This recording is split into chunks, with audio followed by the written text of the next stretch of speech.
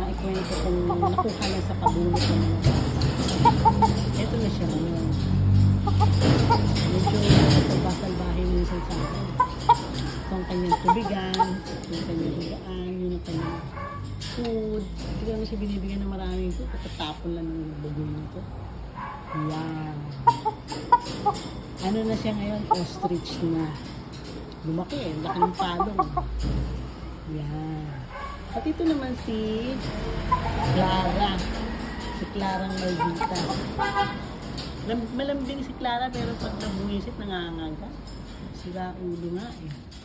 Clara, huwag mo pag-initan yan. Baka matuka-tuka ka dyan. Wala kang nilalaban dyan. Masakit na nuka yan. Baka matira ka pa sa mata. So, nasabit na kamay mo. Hala! Clara talaga. Ulit na kami dun. O siya. See you later!